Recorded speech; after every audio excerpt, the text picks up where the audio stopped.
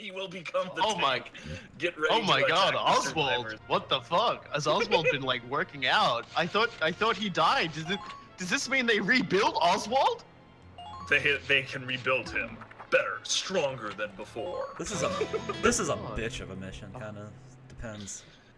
Okay, so we can't have a member named Milo Bread. It's just not RP enough. Well, that was enough to push this guy from Dick to Target for Soul. Now, formulating the plan right then and there to dismantle the guild and torment his GM, he agreed to make a new character with the handle he still mostly uses today, Soul Harvester. So he joins the stupid guild, works the way up the ranks, and becoming a Grandmaster Inscriptionist pretty quickly.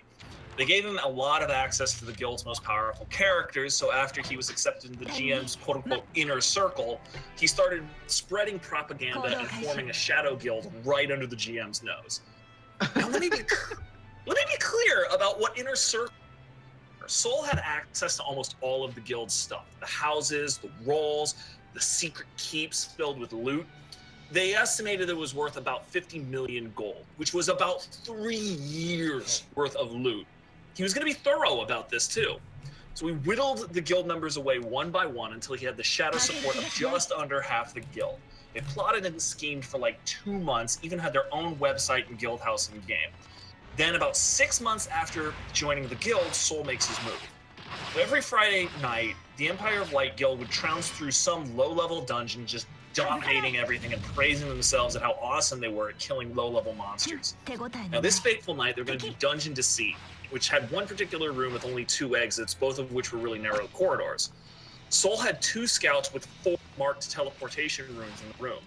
So when a raiding team of about 20 Empire of Light characters popped in, started shouting, "Praise be to the light," and all of this stuff, Soul scouts cast Stonewall to seal the room shut. And then they activated the rooms and started gating in all of the traitors, who changed their guildmaster allegiance to Soul as they portaled in.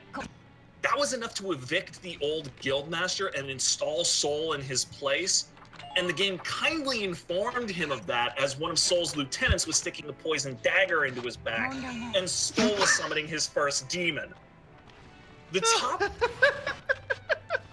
top 15 loyalists of the Empire of Light died in as many seconds. And they slink away, battered, confused, trying to figure out what's going on. 30 minutes later, they finally realized the truth. It wasn't over. Soul and his traders were looting every vault, keep, guild house, and safe deposit zone dry. They scrambled in the defense of their shit. Intense street fighting breaks out as half of Soul's traders try to run off with the loot, and the other half are trying to hold off the loyalists. When the dust settled, Soul and his traders had stolen 49 million in loot. Now. You might think that that would be the end of the story. 3 years of loot stolen, plenty of blood, makings of a perfect story, right? You don't know Soul. He wanted that last million, and he had a final paragraph that he was dying to write. So he orders his new guild to go into hiding. They basically disbanded their guild, kept in touch over the website, split up the loot. So every trader is fabulously wealthy at this point. They didn't taunt the old GM, any of his people, they just disappeared. Soul, meanwhile, had another character in the Empire of Light the old GM didn't know about, so he plays nice again, once more earning the GM's trust. About 2 months later, the GM spills the entire betrayal story to Soul's second character, cursing and raging the entire time. The day after, the GM gave Soul a copy of the key to the very last guild house they had. It was a small one-roof house with only basic materials in it, but a fair number of materials. So as soon as he logs off, Soul contacts a couple of his old traders, unlocks the door, and they strip the house down to the bare floorboards. And like, usually my murderer would leave furniture when we robbed somebody. Nah, Soul didn't. Everything, and I do mean everything, was taken. And then in the center of the house, Soul places a book with a single couplet before locking the door behind him and leaving with his traders. And it caused the GM to quit UO the next day. What was the couplet? "We are alive, and you are dead, so as complete the revenge of my loaf of bread." That's quite a story. Oh, that is some top-tier metagaming cruelty. Oh my god. Dude, It was incredible. There is bullying, and then there is that. That's an impressive feat of bullying. Oh man. So his complete the revenge of my loaf of bread. I never will forget that. It's so good. It's a good thing you finished the story right as I finished the mission, and we're about to get a very important cutscene. Cool. Yeah. I've got good timing then. Yeah, I was hoping that was how it was gonna go. I was a little worried though. I mistimed an open fire back there because I didn't remember where all the groups of people that they intended to use the thing on was. Man. Here we go. I'm disabling the microphone so y'all can listen. Saru, I have seen your Vermintide question. I will answer that after this next cutscene because it is something that we've been pulling up to. いるのは分かっている。出てくるがいい。陽動の目的は読めていた。狙いが殿下ではなく、楽に殺せるとは思っていなかった。お前と話している暇はない。サスティルカ村。It is. ティルカ村？貴様の青い炎が一瞬で焼き尽くした私のふるさとの名だ。あの時の。私は貴様を殺すために生きてきた。ティルカ村最後の生き残りだ。それが私を狙う理由か。ここで死んでもらうぞ、バルキュリア。私はバルキュリアではない。何？あの力は二度と使わぬと決めた。貴様、舐めているのか？かかってこないのか？私を殺しに来たのだろ？ああ、殺してやる！このチャンスはあの人、クルトがくれたものだ。無駄にはできない。クルト？クルト、私に力を！はあ！早い。よく止めた。だが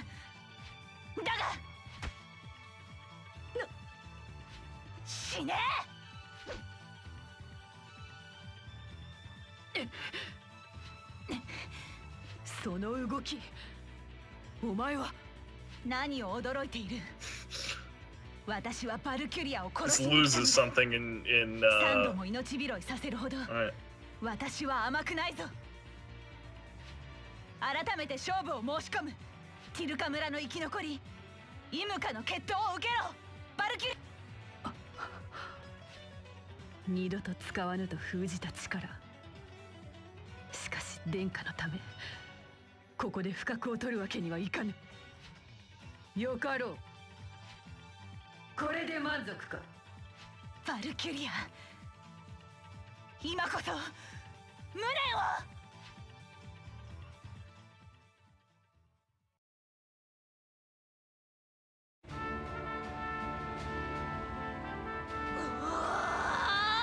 ！Oh, here we go.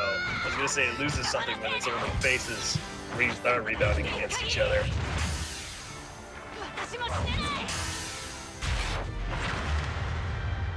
死ねないんだ！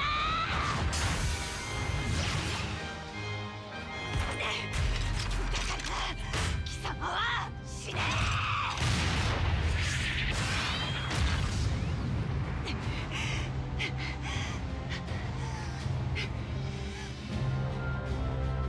悪いが、お前の手で死ぬわけにはいかない。お前の村を壊滅させたことも、私が死することも。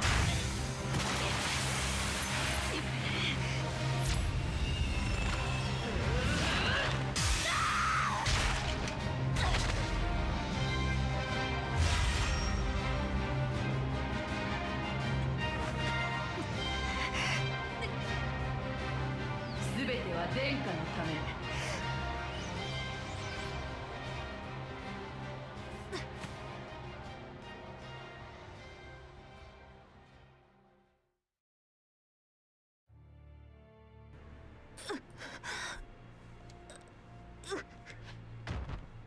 滅びし村の生き残りを I'm sad now. 終わりだ。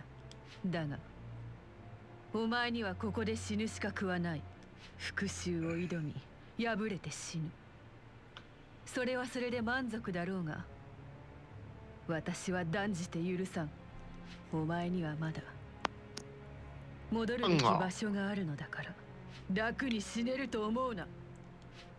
私とてまだ諦めたわけじゃない。 Cookie, that is like the #1 way this game is objectively wrong. Everybody knows explosions beat blue sherbet every time. You know, I that word bothers me because people pronounce it sherbet all the time, but they spell it without the second R in there, like all the fucking time. And I'm like, yeah, I'm weird. It's You know what? It bothers me, but which is odd because I'm not bothered by people who prattle on about inflammable. It's one of those things where you kind of you have a general expectation of how things are supposed to sound, but because English is some sort of horrific chimera of a whole bunch of other languages, it makes sense a lot of times. Null Vortex just wanted a he wanted a retcon in Imka's favor. Yeah, I can't blame him. think that. Whoa! Go back to the A. It's Heavy Armor Ross. Oh, damn it! What were you expecting?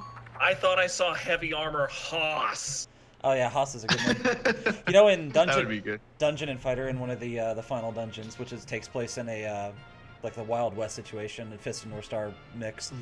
There's some of those rogue gunmen, and there's a guy whose name is Elder Haas, and he can curve the bullet with his 2 revolvers. So good. That is a great name. That's fancy. Fancy names, man. Fuck that area, dude. I remember this now. Oh, hold on. Oh shit, hold on. Oh, I gotta get back to the base camp. Gotta take that point off Imka. Anyway, I promised to answer a question about Jsaru. You asked if Vermintide is worth getting if you don't have a whole lot of friends to play it with. You can pretty easily find a game. The game is much better if you have folks to hang out with who use their mic. So if you you just hang around random into games, whatever, just aggressively add people who use their mic and seem reasonable. And you know you'll get to playing with folks pretty much in no time. People are pretty friendly on that game. You know, unless it's Loon and you're not playing to his exacting standards, then that's a little bit unfair. Things get weird, huh? That's a little unfair. Yeah, it is a little unfair, but I'm fucking with you anyway. I will say that I think the reason Silvaria spared Imka, I think, was because of the comment she made about Kurt giving her the strength, and I think it sort of, in her own way, it probably struck a chord in the same way that she gives everything for Maximilian. The difference being, you know, like Kurt actually cares about Imka, and Maximilian's kind of a dick who uses everybody. That actually does remind me, Silvaria and Kurt haven't run into each other at all through this game, right? That's a thing? I'm not forgetting something? No. Yeah, maybe they'll bump into each other here when she like hands Imka's unconscious body over and says, "Can you please take care of this?" It just keeps, every time it wakes up, it keeps trying to punch me. Does this belong to you? Is this your crazy Dachshund girl with a giant gun? And Kurt's like staring at her, rubbing his chin, going, "I think so. Could you wake her up for a second?"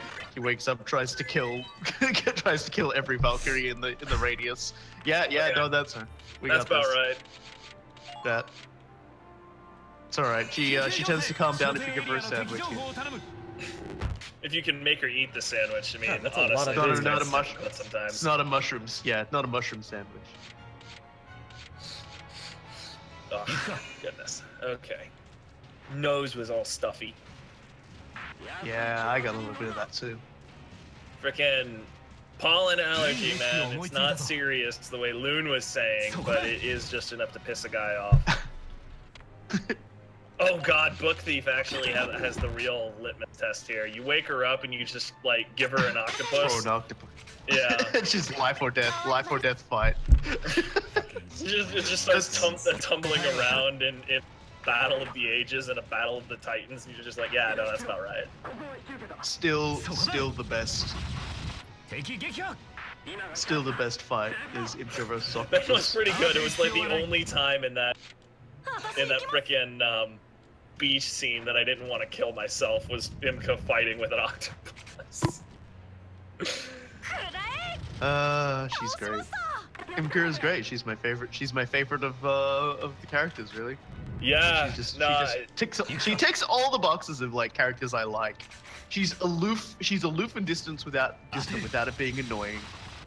She's got a goofy childishness to her, as you'd expect from somebody who basically hasn't really sort of engaged with people since she was a child when like her village was wiped out. Her understanding of the world is entirely based on like what did or didn't almost kill her when she tried to eat it. And yeah, and then she had a fight with an octopus, so it's just basically, yep. that last one is incredibly specific, but damn it, important. it's you know, do I like this character? Did they fight an octopus? Yes, no. Did they win? No. Yes, no. Actually, well, that's irrelevant. That's irrelevant. Yeah, like so long as they fought the octopus, there's no need to care who won or lost, because I know I won. Stealth flamethrower. Stealth flamethrower? I can get into that. It was actually a thing in Payday 2 recently. What? Yeah, no, like, so I should give some background to make sure everybody understands. So in Payday 2, like a bank robbing simulator, right? You're a freaking criminal, and you're robbing banks, and you can sometimes do things stealthily. And as part of the janky ass stealth system that it has, it allows you to attach silencers and suppressors to guns so you can shoot things without causing noise. Well, it turns out that up until recently, the flamethrower in the game, they forgot to give it noise because they were like, who the hell would ever bring this on a stealth mission? Well, turns out somebody did, and set an entire room on fire without anybody noticing that the people next to them That's amazing. Oh, that's beautiful. I love it. I love it when things like I still remember when someone figured out Metal Gear Solid 5, Phantom Pain, figured out the glitch to let you attach silencers to grenades. There's like literally a picture of a grenade and there's a silencer screwed into the side of it. Like it even like visually showed up. Wow, you are fucking incompetent, dude. So you throw it and it would just go and just blow someone up. That trooper, oh my god. And he gets himself killed in the crossfire. Oh my god, that's what the fuck bullshit shooting was that? Oh, come on, dude. Oh, fuck you! Really oh my god! Stop this! I like how, like, that was the most incompetent fucking shit I've ever seen. Like, this lightning took that guy out, and then... Dude, my dog actually got up from underneath my desk and walked over to his bed across the room because your shouting came through my headphones and disturbed him. He's like, I'm trying to sleep here, what the fuck? Yeah, he kind of is, actually. He's just like, dude, what is wrong with you? Penetration! Robokai, did you ever play Satellite Rain? I don't remember. No. Okay, well, you can attach silencers to plasma and laser. Fuck off, Edie. And some of the descriptions on how that is accomplished is just so incredibly stupid. You can't help but love it. So as a good example, the one for the lasers. Oh yeah, they fucking put it on, and when you shoot a laser, it warps the laser into an alternate dimension where the sound comes off, and then then it warps back into our dimension, where it then fires. That's cute. That's cute, and I like it. And the thing that gives your agents more energy or whatever, just like a straight out energy buff, it's the AAA Energon battery. So what sort of game is this? Satellite Reigns? You're Satellite Rain. You remember the old Syndicate game, right?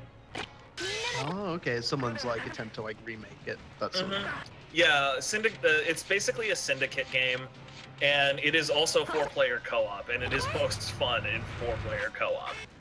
Sounds like it. Oh yeah, no, it's good. It's good fun. It can drag on for a little bit though, simply because it never really gives you a good logical stopping points. So there's the implicit urge to keep playing it for like 3 hours at a time. And you're just like, oh my god, I'm so cooked. I never want to play it again. But yes, just the way it silences things is absolutely absurd, and I've never stopped having fun with that. I appreciate they didn't go silencing a plasma gun, that's stupid, or silencing a laser gun, that's stupid. They went silencing a laser gun, that's stupid. Yeah.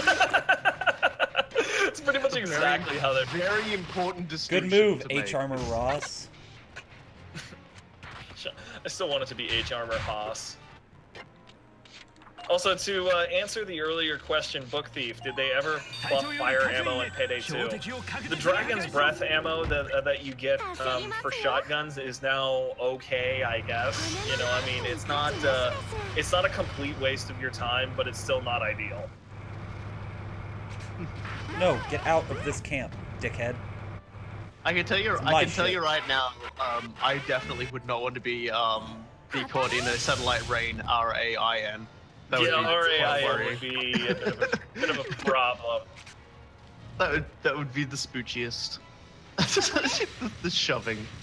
Get the fuck out of here! I'm trying to blow up your tank, man.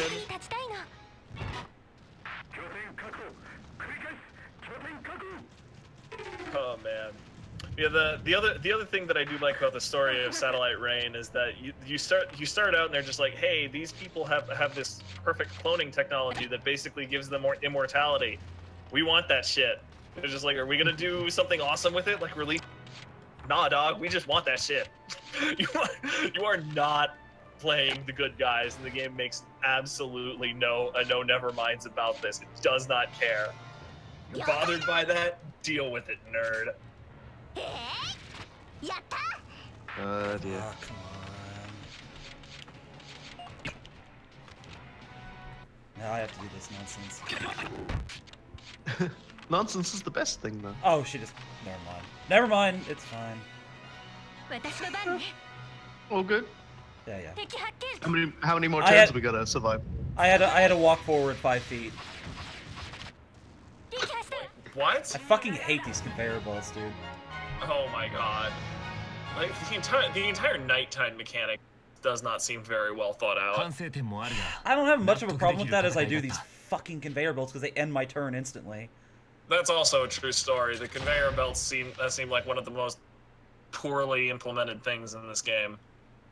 A bit rude. We'll need to improve, but we won, so that's okay. Yeah, we need to learn how to walk 5 feet forward before throwing in the towel. And honestly, the darkness thing is funny, at least because there were 2 light lamps right next to the guy. So it's like, how did he? What? You know what? Now that you say that, Cool Guy's remark seems a lot more erudite. In terms of being a badly thought out mechanic, and that's really dumb and unnecessary. Yeah, I can feel extra die. I can feel the entire thing. Wait, what? If I make this transfer, what? Oh, okay. I wasn't paying attention for a second, so she's basically gonna throw Imka at them and just be like, all right, now get the fuck out of here. Yeah, she's just gonna like throw her like a javelin.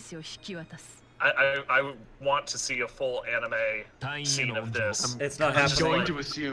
I'm going to assume it's Kurt going over to get her because The only we other better person shut up possibly- because this next series of events is very emotional for Imka. So yeah, I'm actually She turning has the mic such a off. funny sleepy 生き face. 続けろと I'm watching.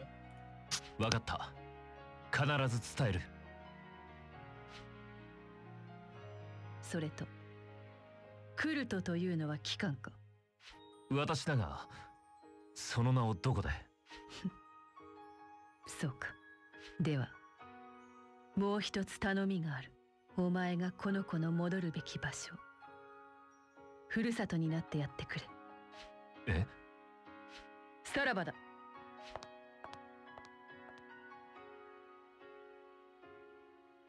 翌日、ガリア軍のギルランダイオ要塞攻略作戦が開始された。義勇軍第3中隊第7小隊の働きにより要塞は陥落。セルベリア・ブレス大佐はバルキュリアの力を使うことなく敗北した。そしてバルキュリアの最後の炎を燃やし要塞に集結したガリア軍主力部隊を道連れに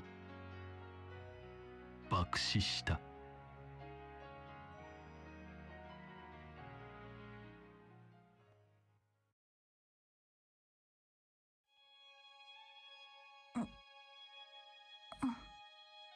気がついたか、イムカ。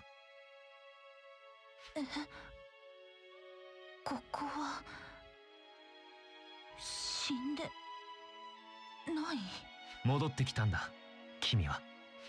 なぜバルキュリアはどこだまだ復讐は終わってない彼女はセルベリア・ブレス大佐は死んだ。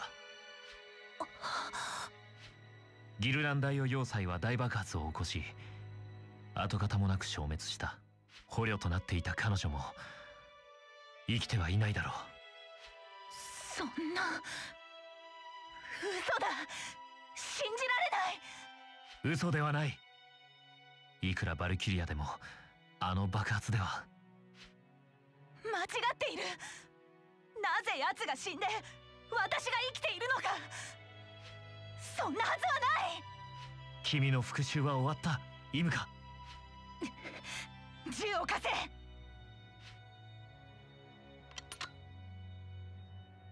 何をする？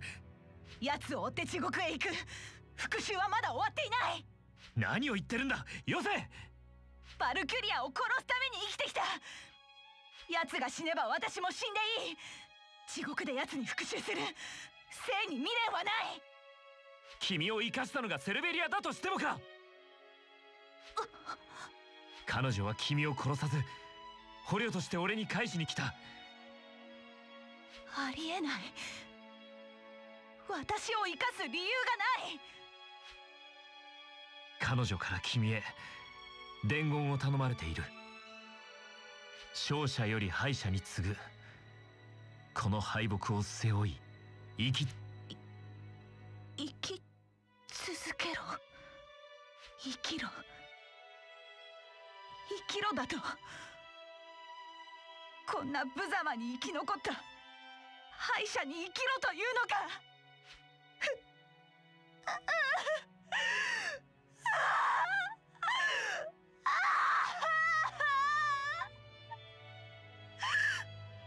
私には生きる意味などない復讐のない世界では生きていけな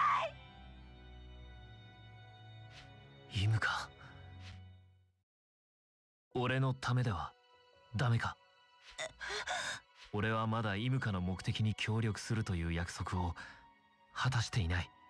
約束を果たすまで俺のために生きてくれないか？目的はもうない目的は変えてもいい。復讐の他にはないだったら俺も一緒に地獄へ行こう。そんないけないクルトは死んではいけないイムカ、今俺の名前を初めて呼んでくれたな。呼ぶのは初めてじゃないそうか。私のせいでクルトが死ぬなんて他に約束を果たす方法がないなら、俺は君と地獄へ行く。約束は必ず守る。それが俺の生き方だ。困る。目的なんてない。なければ探そう。今すぐじゃなくていい。どうしていいかわからない。地獄に行きたくなったら言ってくれ。その時は俺も一緒だ。嫌だ。一緒には行きたくない。嫌われたものだな。そうじゃない。全然分かってない。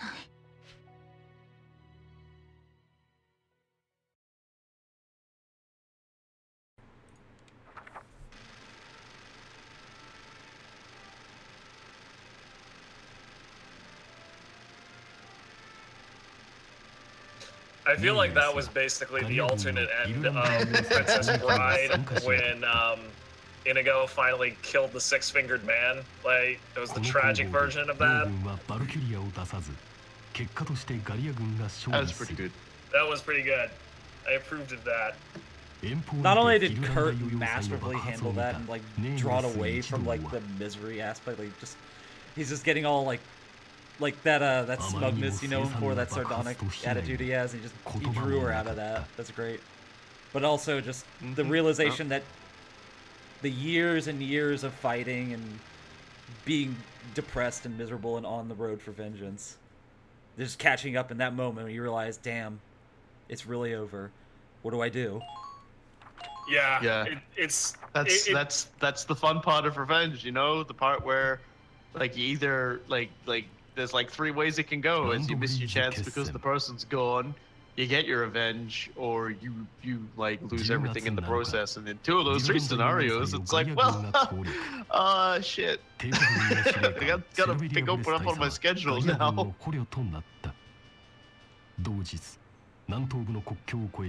It ain't easy. I mean, it's the larger theme that about in the sense of a grudge hurts the person who holds it a hell of a lot more than the person the grudge is held against. I don't know a more eloquent way to say that. I really should think that through a bit more. But you know, this is about as poignant a illustration of that point as you can possibly make. I mean, Salvaria at the end of the day really couldn't possibly give less of a crap about that. You know, yeah, she might have felt guilty about it. She might have actually remembered the village, and it was not an M. Bison Tuesday thing.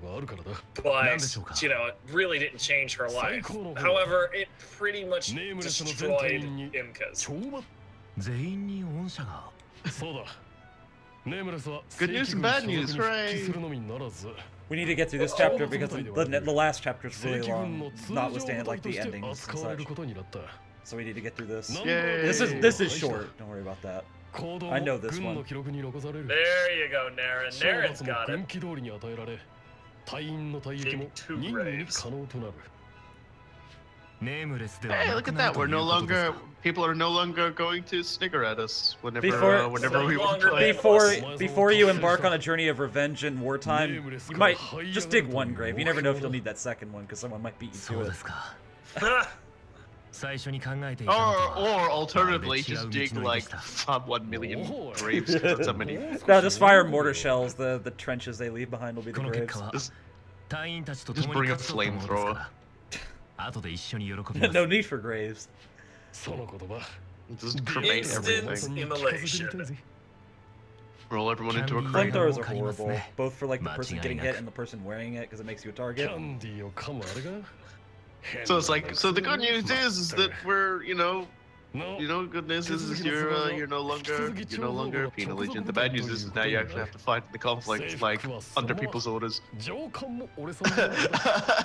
He's apparently just been spending all his money on candy. I love that. That's fucking fantastic. I love you, Kurt. You're great. Kurt's a fantastic protagonist. There are some games where the protagonist is just like too damn stupid. and too damn oblivious. But Kurt is a perfect balance of like a lot of things. And I will say, for all of his weirdness, Wilkin was another really good character. Here's the bad There's news. something I told Robokai about that I'm not telling Cool Guy, but it was a reason that we need to watch the VC1 anime. We'll set up on Hitbox for that. Yeah, we need to watch that. We need. Well, like I think he was convinced when I told him about that particular scene and how like absurd and outrageous it was. it's like the most ridiculous rewrite of VC1's opening like that you could possibly have come up with. Please look forward to it. I promise more beach episodes. He's dying. Quick. No, it's a good old-fashioned southern exorcism. Be gone, y'all. Literally turning my head 300 spinning pea soup. No, it's like that episode. No, it's like that Bizarro episode of C-Lab where Bizarro Stormy twisted regular Stormy's neck into like this corkscrew thing. That's what's happening to him right now. Except minus the regular Stormy. I am Bizarro Stormy. Fucking Stormy though. It's just ice cubes fall out of his mouth when he talks for some reason. Doesn't make any sense. Kurt's got his eye on the prize. He knows Calamity Raven, or whatever you want to call him. No, rejected. Aww.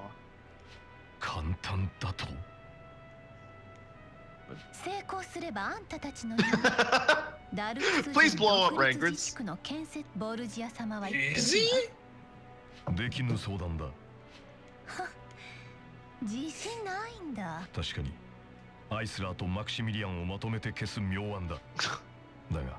But Borgia can't actually do that, so... Yeah, I was like... They wouldn't know it's him. I could promise you $1 billion gorillion, but that's not... So... Yeah, he's trying to make a nation for Dogsons. What kind of a nation would he make when he's filled with a bucket of blood?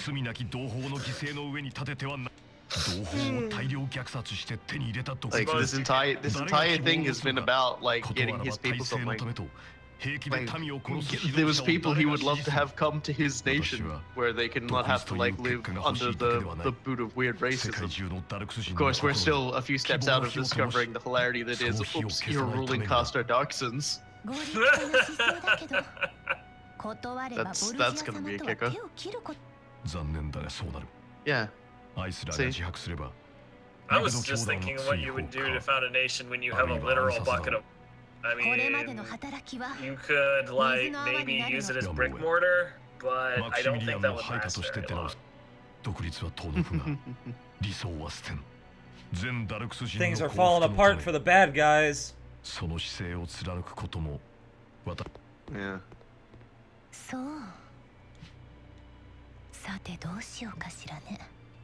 I will carry out my plan.